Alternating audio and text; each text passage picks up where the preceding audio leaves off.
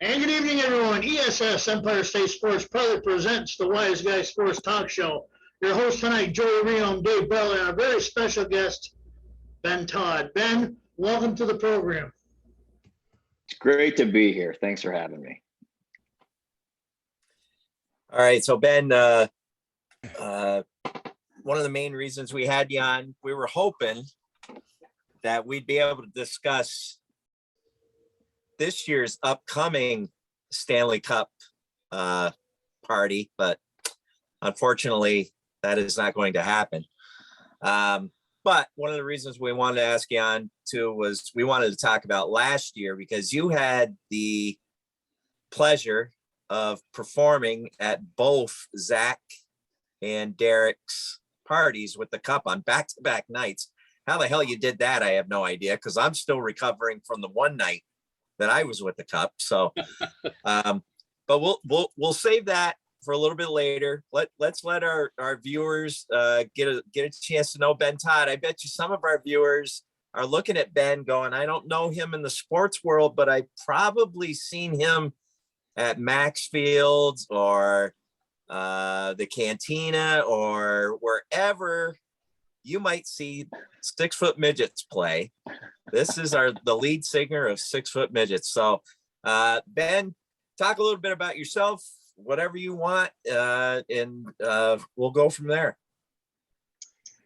Well, there's so many ways to connect this whole thing to Derek and Zach, but heck, I started playing music a long time ago, and every year when I recap the start date, I'm alarmed by just how long I've been at this. So, probably 25 years ago, this band started, but heck, I met Derek Lalonde. I met him before the band was even really established. But, fast forward 25, 27 years, the Lightning win the cup. Of course, it's the COVID year. They can't do anything with it. Following year, bang, they win it again. And lucky for us, we've got 2 North Country boys who are able to bring the cup home. And, Zach scheduled his first out in Messina or Louisville, Wilson Hill. And this particular day was really something because I don't know if you remember, but the day before Derek's party, there was like a cyclone. A big storm. Yeah, they were ready for, the apocalypse. It was bad. Well, I think the only place that didn't get hit was that spot on the river in Louisville where we had that cup party, and it was awesome. It was the first time the cup had been up here in a long time since Eric Cole had it here in early in the 2000s. But it was just a great party. It was so cool. And that night was, had everybody was there. Derek came by. The band played. Zach came up, did a song with us, sang Wagon Wheel. The guys who keep the cup, the keepers of the cup. Honestly, that was the coolest part for me, was seeing the guys that we've seen on TV since, forever, coming in with the cup in that beautiful coffin case. But they took some pictures, and one of them ended up on the Hockey Hall of Fame Instagram page, and somebody shot that over to me, and it was me and Zach standing on stage, and Zach is singing Wagon Wheel. It was just cool as hell. So that was great. And like you said, you experienced one night of that. Luckily for us, we were busy playing music and singing, so we couldn't really get involved in the, all of this that we see as much as we might have. But it was a fantastic night. And then the following night at the Riverview there in Brazier, right? Were you guys all there? Did you guys all come down to that? Yep. Yeah, I mean, you saw that mob scene. That was insane. Crazy. And having been through that many years prior at the Eric Cole celebration, it was in Norwood. That was very, very secluded, as you might expect most of those Stanley Cup parties are. The way Derek did it was remarkable. He had the entire town have access to that cup. And I remember at his house, oh yeah, right? And at the party at his house, there was a line of people like nobody's business, getting a chance to, experience a drink of beer out of that cup. And that's like a once in a lifetime opportunity. And one of the great things about Kisser is he doesn't hold that back. If he's got an opportunity to do something for his hometown, he's going to do it, and he did it to the nth degree. I was really impressed by that. But that night at the Riverview was just like the night before. I mean, it was just. I had a buddy who I went to high school with, who lives over in. He works at Smuggler's Notch, or one of those places in Vermont. He drove over for the night to come to that party and drove back after. So, I mean, when you get an opportunity to experience the Stanley Cup, it's the greatest trophy in all of sport, and there's no pulling punches on that. That's absolutely the truth. It's a remarkable thing.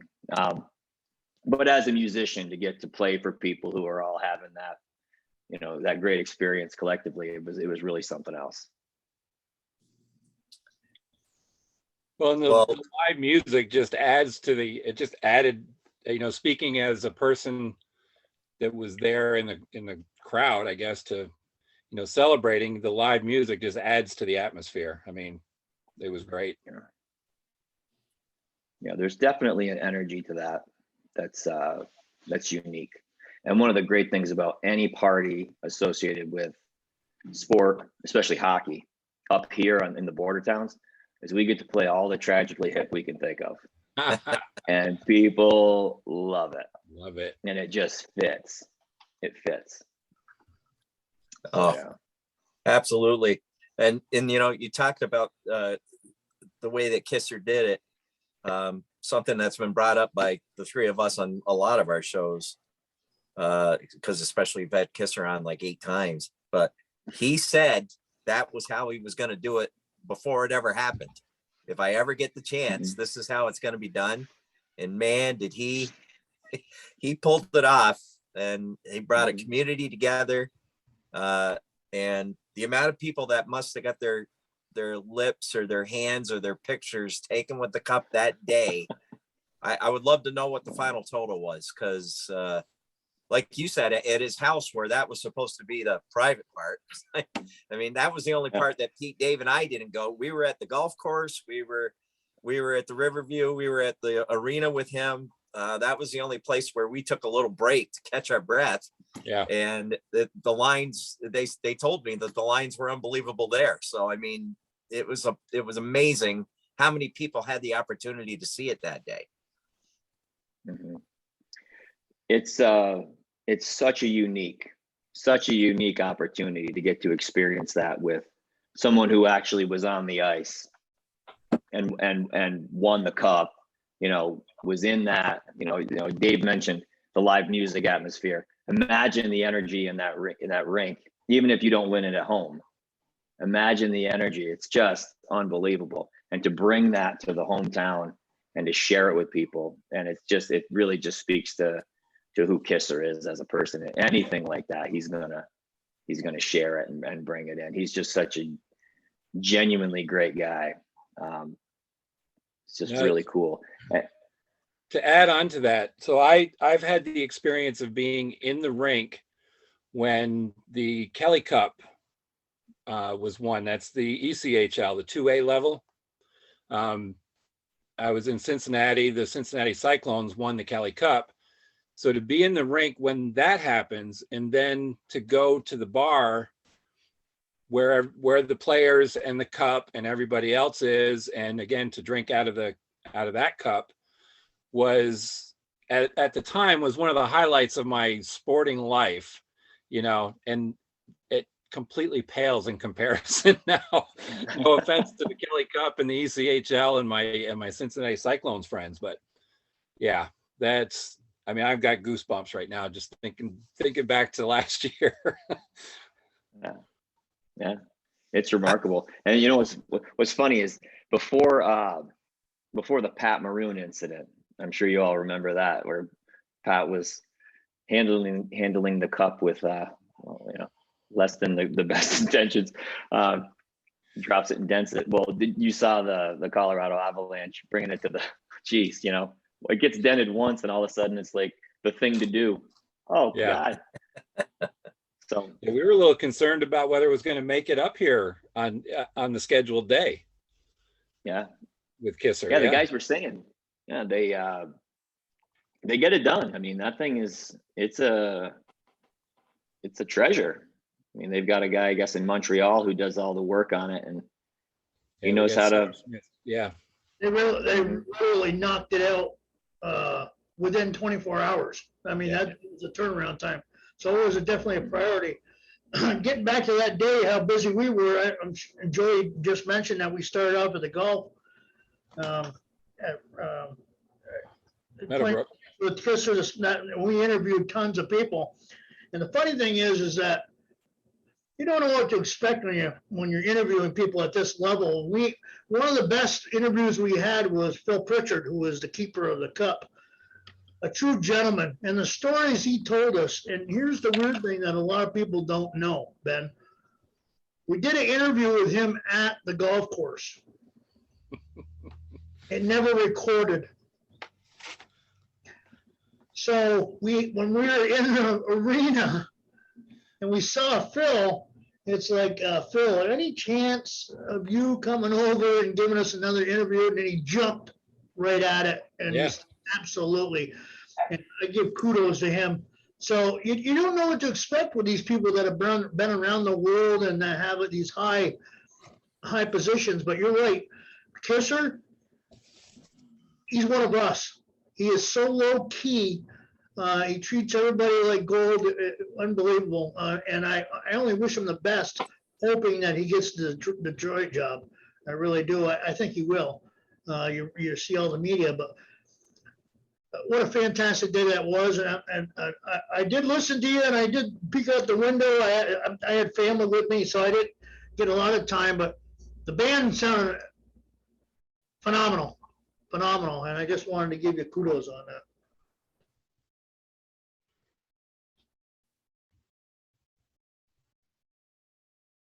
We lost your audio.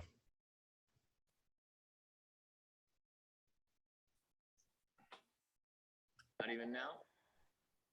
Gotcha. Am I there now? It's kind of low. Oh, gone again.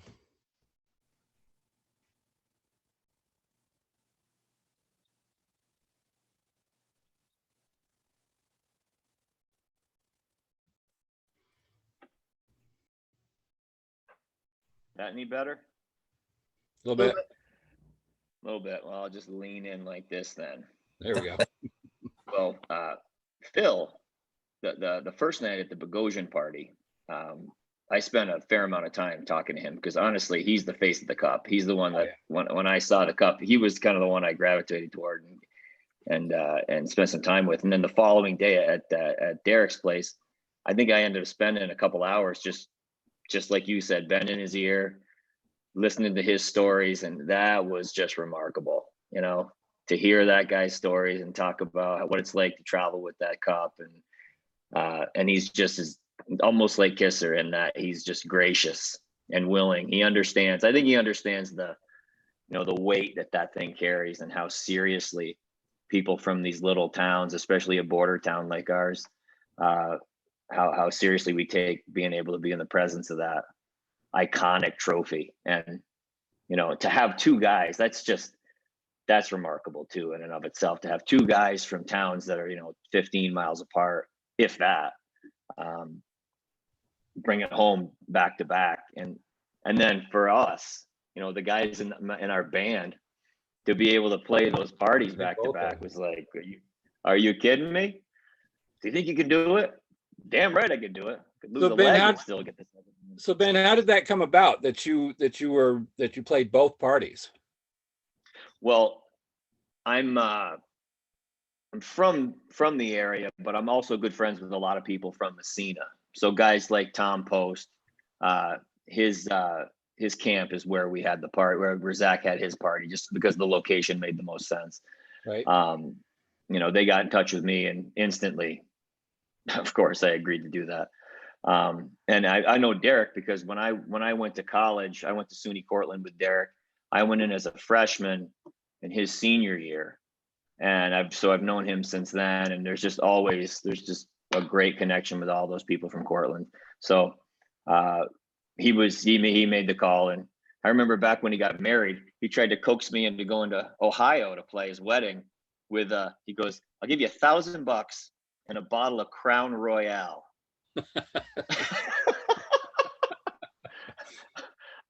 I don't think the Crown's going to cover the hotel, Derek. I appreciate the offer, but my wife will kill me. Yeah, But I've known him for a long time, and he was very kind to offer us the gig. So yeah, that extra $35 for the Crown wasn't that big. Yeah. Yeah, but it was enticing. I can also see that phone call. Hey, we'd like you to play the Stanley Cup party for $500. Okay, can you give me a couple of days to come up with the money and I'll be there. Exactly. Yeah. That's one of those gigs that it could have been that. It could have been that. And how about the just shows what kind of a class organization the Lightning are. I mean, to give Zach a day with the Cup, he didn't even play for him that year. Yeah. I mean, he played for him the year before when they won, and obviously got shortchanged on his day with the Cup. But to let him have like a makeup day, that's great. Yeah, and I think logistically it made sense. But I mean, can you imagine what it's like to be a player on one of those teams, regardless of where you end up, and then the circumstances being what they were? Yeah. And on it, everything I see, I don't know John Cooper, but everything I see of that guy, he just seems very similar to Derek. A stand-up guy, do anything for you, calm, cool, collected, kind of, that grace under pressure kind of thing. And it just makes sense that would happen. Yeah. But good point. Another thing that was fantastic and was unaware of all of us is that Zach Bogosian entered the building over in St. Lawrence, the Tri-Town Arena. He came in and he spent a couple hours there too. And he actually, we asked him for an interview and he gave us an interview, probably 10, 15 minutes. Fantastic guy. He didn't have to do that.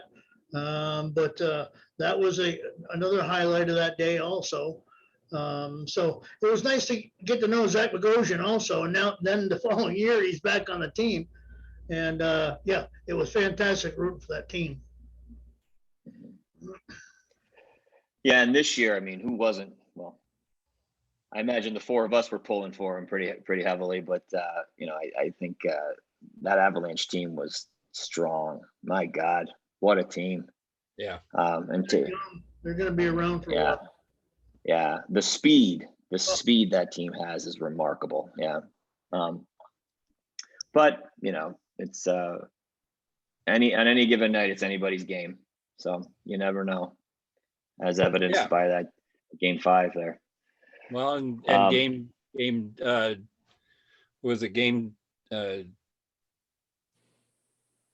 they get blown out 7-0 one night and turn around and win 6-2 the next night. Yeah. You're right. At any given night. Mm-hmm. Yeah. Well, I mean, don't think that Colorado was not.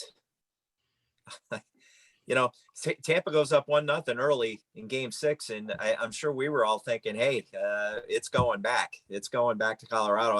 I was really impressed how Colorado held that early rush that Tampa put on to only give up 1 goal in that stretch, and then only give up 1 goal the rest of the game. I mean, what did they? 2 shots on goal in the third period for Tampa?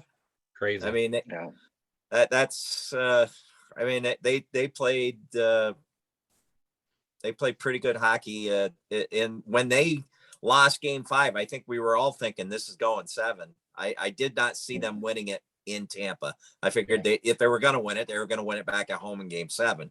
But kudos to them making that trip, because there's a lot of times you mail those trips in, but they didn't. They went and took care of it there. So.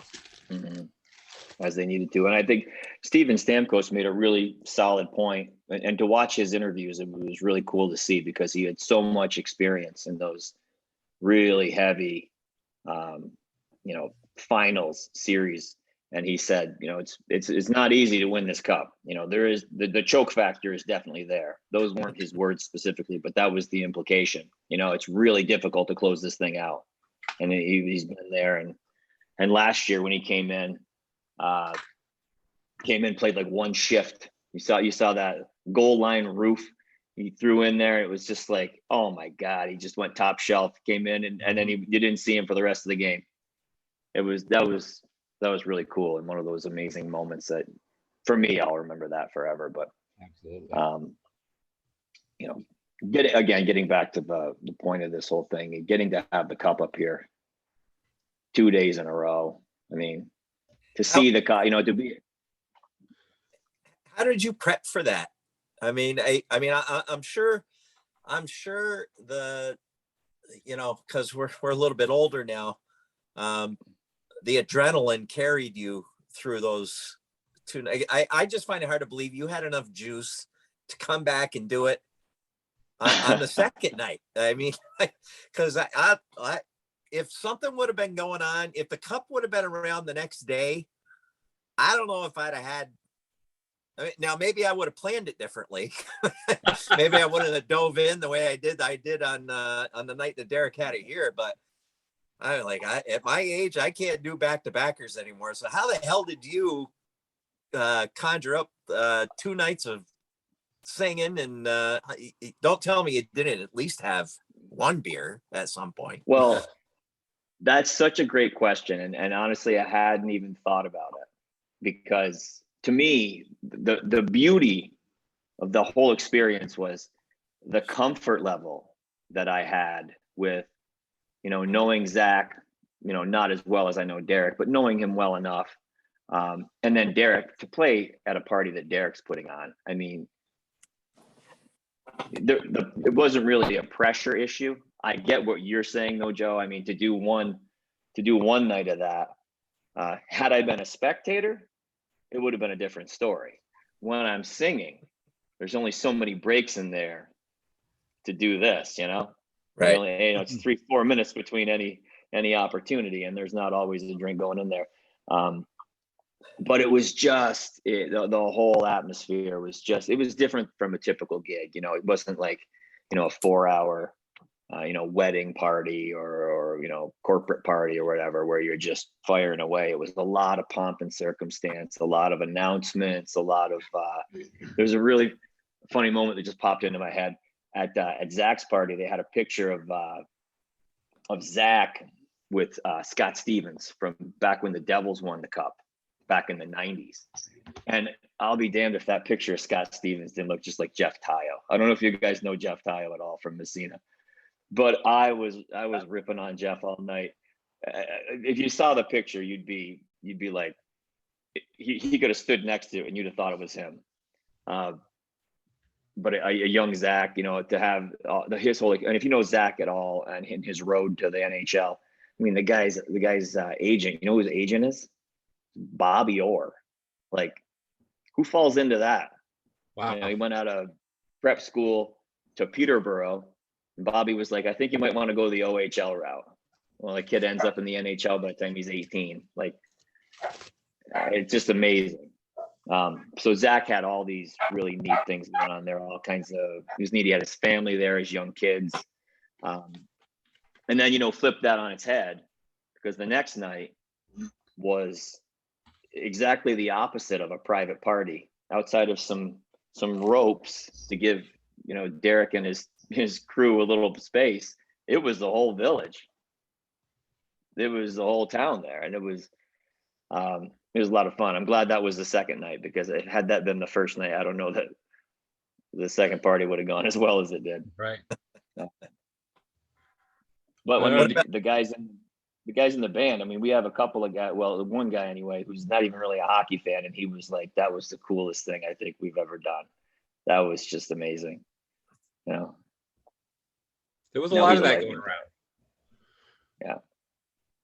Yeah. I mean, Joey's son Toby, he said, I'm not really much of a hockey fan, but I just drank out of the Stanley Cup.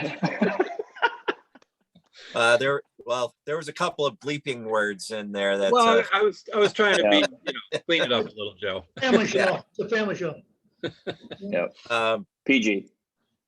But yeah, well, and I have a picture of Toby standing next to Phil. I mean, he had enough toddies in him that he conjured up the will to go over and talk to Phil Pritchard.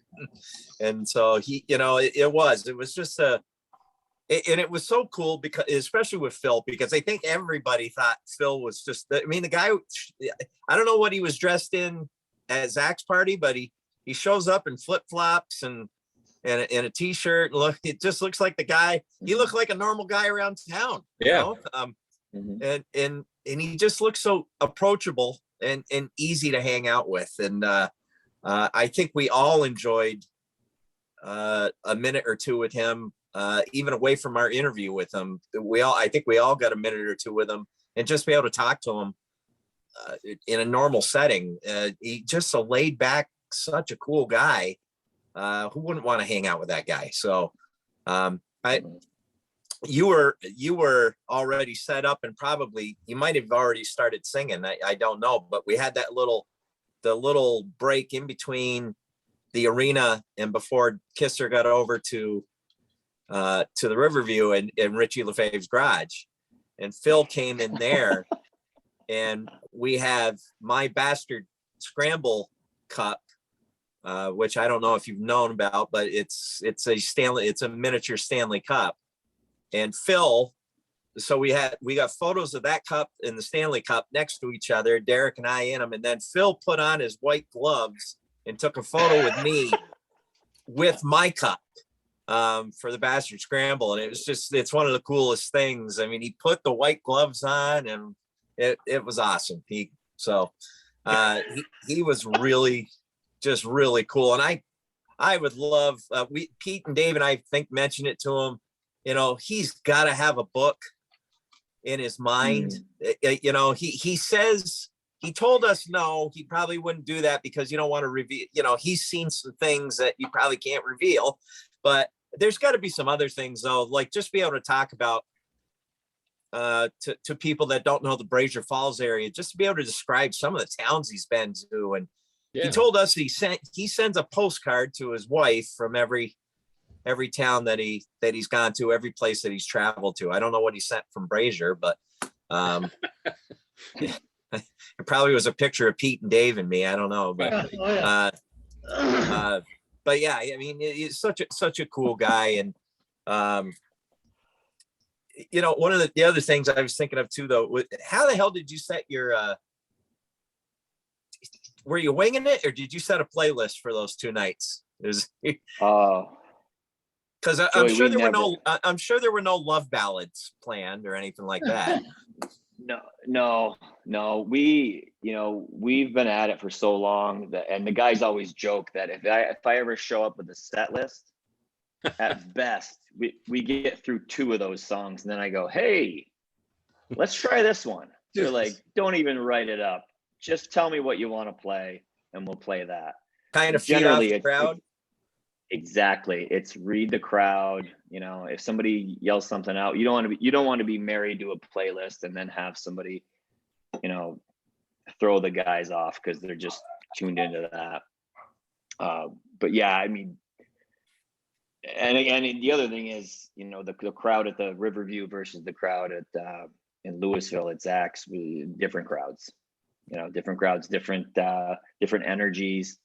But I would be remiss if I didn't mention how cool it is that you somehow worked Richie Lefebvre's name into this particular episode, because at every bar league hockey game, I play on a team with Mark, his son, and there are guys on the team older than Richie. And every damn game, Richie's name comes up. I love it. Every time anything associated with hockey. Oh my God. But anyway, yeah, the set lists for us are entirely dependent on the crowd, and those crowds were just fantastic. So. Well, man, it was it's enjoyable to be able to reminisce about this. That was my whole intention of this, right? But also the timing was, boy, I'm watching the game the other night, because tonight would have been tonight or last night. Tonight. It would have been tonight. We would get ready for Game 7 just after talking to you, and I was thinking, oh man, that would have been really cool.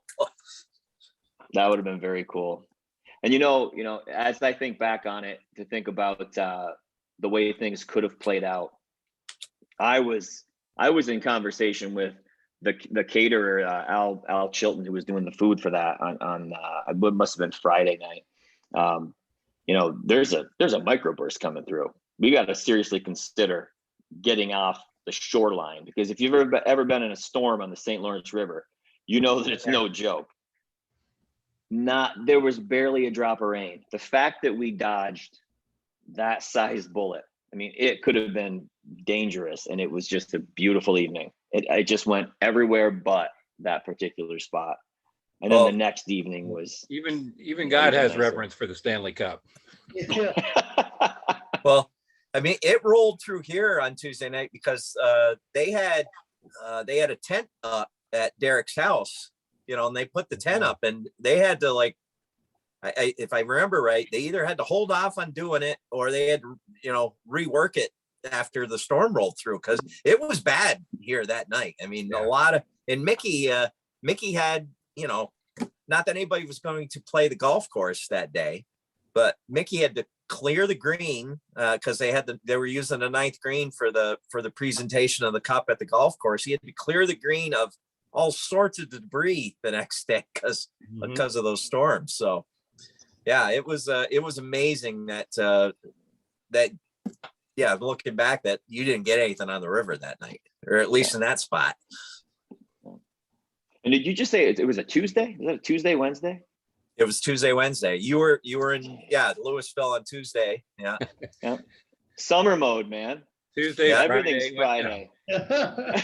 Everything's Friday after June 24th, man. Heck yeah. How's the golf game? You know, I picked up a new set of irons, the UHX, those Cleveland UHXs. They're like hybrids in that 4, 5, 6 range. Absolute bombers. Yeah. You can kill those things. They're amazing. But I still suck. So, you know, still hovering. But I'm still terrible. Still terrible. No, I'm doing okay. I'm hovering probably around that 10. I love playing captain and cruise. The scrambles, man, those are the most fun. I keep telling my wife, anytime it's golf time, I don't want to go out and waste 4 hours playing with knuckleheads. I want to go out and play with 4 people, 3 other guys I want to spend some time with. That's when it's fun. You know, go out there and sling it around a little bit. Well, Pete, Dave, Ben and I, this is probably 10, 12 years ago, but we played in a couple of years in a row. You were Billy Lemieux's partner in at Slew Member Guest, and we got paired up a couple times. Ben's pretty talented. He was you had a game back then. Well, I do enjoy it. Hey, so and you've always had a game. Yeah. You've always enjoyed Ray home.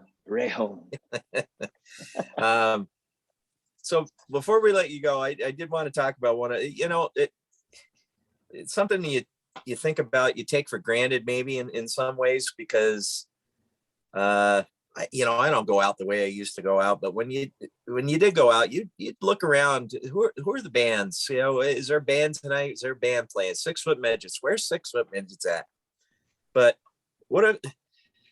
the other band I think about is Double Axle, who, my God, they've been doing it. They're like the Rolling Stones of the North Country. But are there some bands, local bands up around here that gets you out of the house, that you like to go listen to, get some ideas from? You know, that's a great question. And you mentioned Double Axle. You know what last year was for them? Do you see the advertisements for that? There's 50 years. Yeah. 50 years those guys have been playing. Unreal. Well, there are a number of groups around here. Unfortunately, I don't get a lot of opportunities to go and see people play, because usually on those evenings when other people are playing, I'm also busy, or my wife and I are scheduled to go and do something else. But have you ever heard Divided Roads? They're over there a lot, I think, in that area. Yep.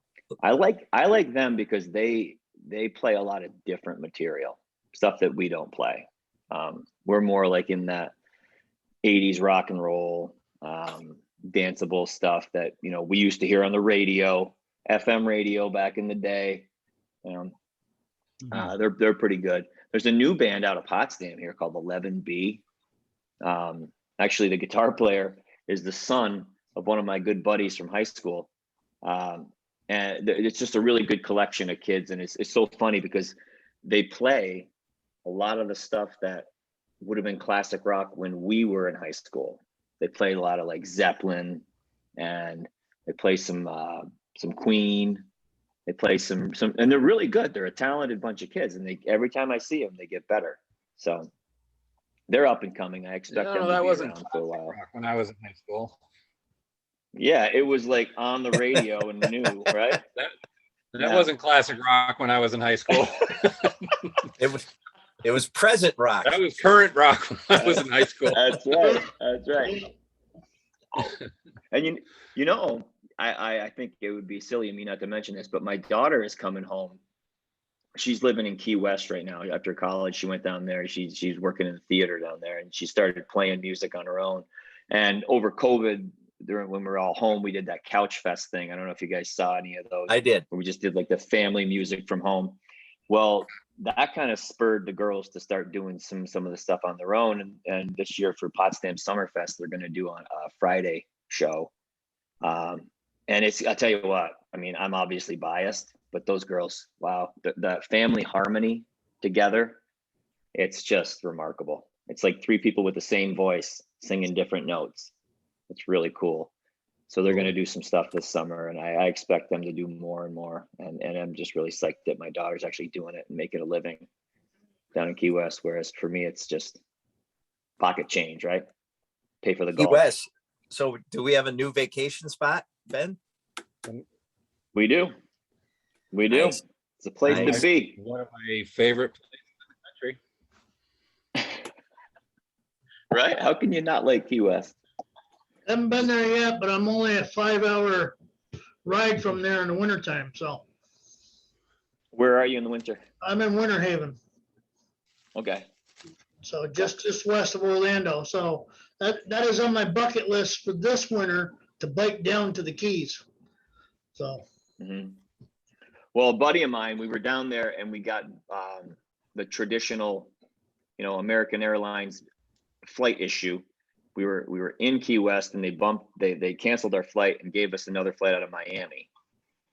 And I was tempted to make the trip on a Friday evening, so we get it done. And my buddy who lives in Fort Lauderdale said, if you come into Miami at 5 o'clock, it will make you regret the entire vacation.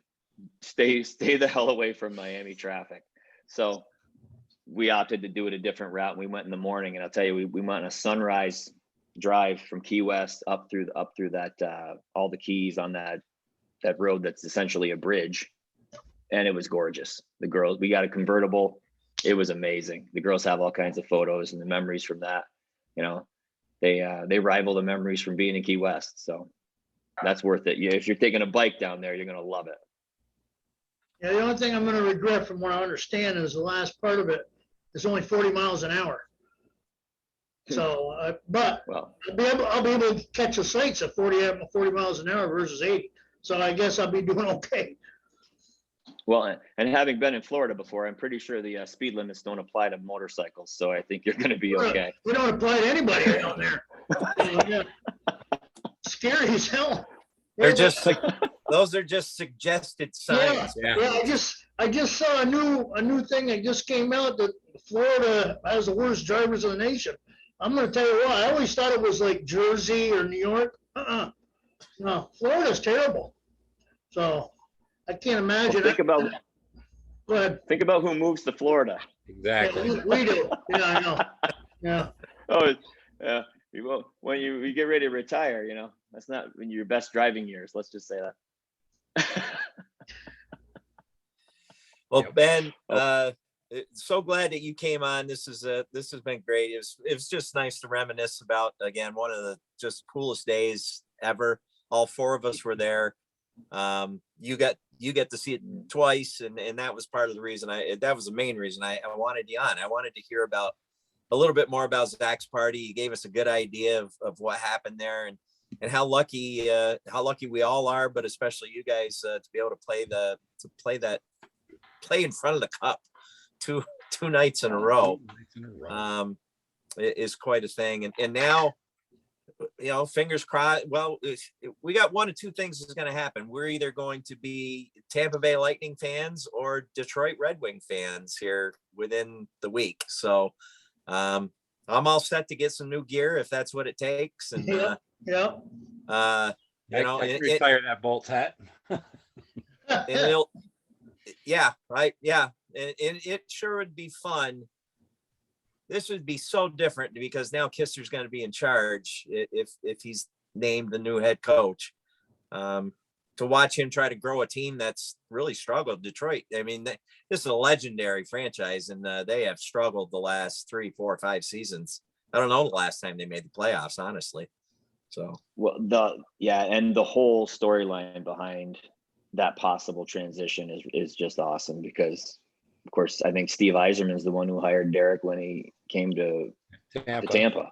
Yeah. So, and that's, I tell you, looking at Derek's resume now, it's hard to not say this guy, he knows how to take a team from here to here.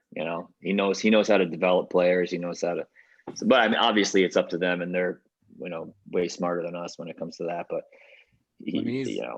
Well, look at his resume. I mean, he's got connections to Detroit when he coached in the ECHL with Toledo. Yeah, which was a farm team.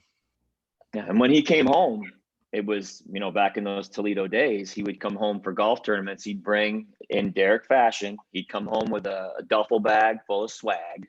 Yep. All the stuff that he's got. And I ended up with a Detroit Red Wings shirt. I've got it in the other room. Iowa Wild hat, Toledo walleye jumpsuit, It just, and I wear that stuff with pride every time I put it on. Anybody wants to ask me about it, I'll tell them the whole story. I'll tell them information they didn't want to know. Well, we do know through the news that it's down to 2 people that we know of. Yeah. And it's Derek and Jeff Harper. Now Jeff was assistant coach also in Tampa, but he's only been a player. He doesn't have a lot of coaching experience. But we know where Derek came from and the steps he took to get there. So that's got to be a big plus on his side. Hopefully that they do the right thing up there. I think they'll hire Derek. Really do. Yeah, if you're looking to develop a program and bring something back to level it, like Joey said, the Detroit Red Wings, original 6, that's one of the core teams. You think of, all Scotty Bowman, the years of just, and Stevie Yzerman. That place is just steeped in tradition. You want somebody, of course, here we are trying to sell Derek. You want somebody who knows how to bring a team who can develop a unit. And, to me, you only have to look as far as like Wayne Gretzky coaching. Being a great player does not make you a great coach. Your ability to manage people, especially adults with ego, is even harder. Right. And Derek's just a special human being when it comes to that. He could charm a light post, that guy's just, he's as good as they come. Well, let's hope for the best for Derek. So, Ben, this time flew by here again. It seems like we just started. We really appreciate you coming on the show.